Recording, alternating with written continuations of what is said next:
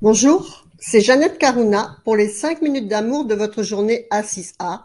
5 minutes de connexion avec vous-même, 5 minutes quotidiennes qui vous font du bien. Aujourd'hui, nous allons parler de la loi universelle, la principale loi universelle, qui est celle du karma.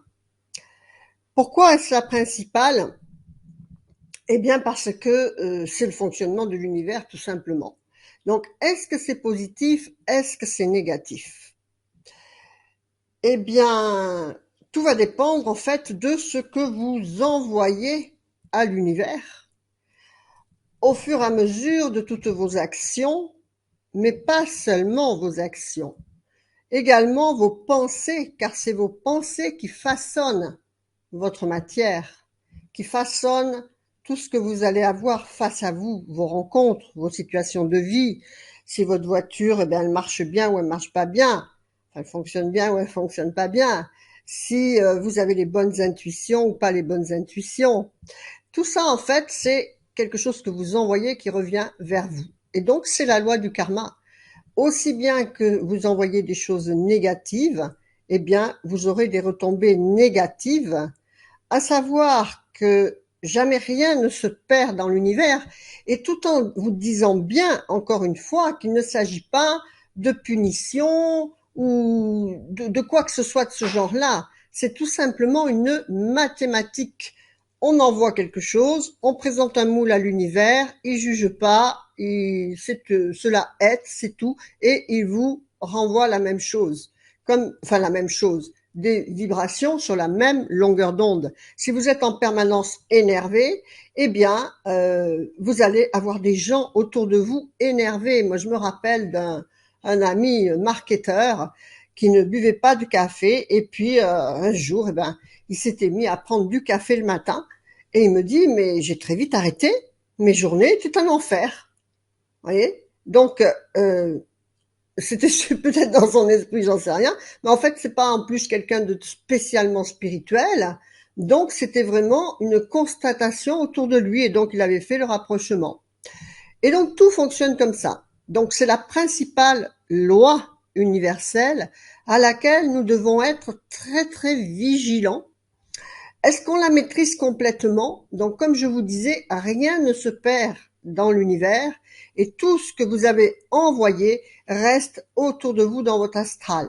Donc, si vous ne le réceptionnez pas maintenant dans cette incarnation, ça reste là autour de vous et ça fait partie de votre bagage en fait karmique, spirituel, votre ADN spirituel. Donc, à vos prochaines incarnations, eh bien, vous aurez des retombées de ce genre de choses.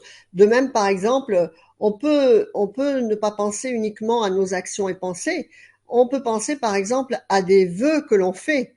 Des fois, on se demande pourquoi qu'on n'arrive pas à décanter l'abondance financière, par exemple.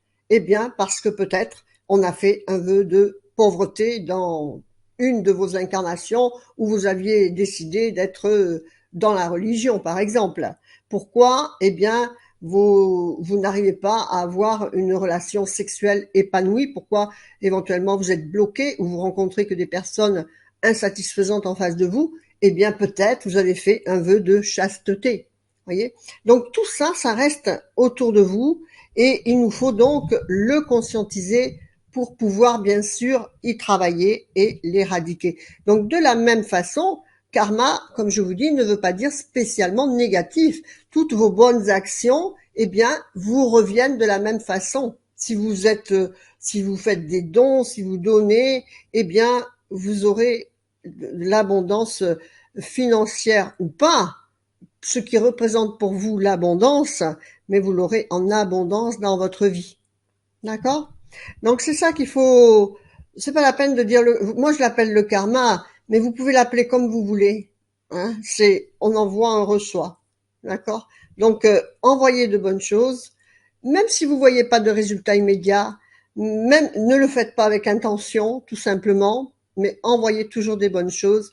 Et ce qui vous entoure actuellement est peut-être simplement, eh bien, des retombées karmiques et qui sont la le ressenti de votre état de conscience.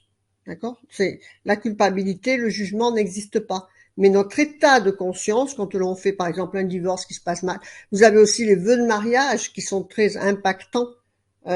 Et qui, parce que qu'est-ce qu'on fait quand on se marie? On se jure fidélité pour l'éternité. Et ça ne se fait pas. Donc, il y a tous ces genres de choses qui restent latents dans tous nos corps subtils, astrales, etc.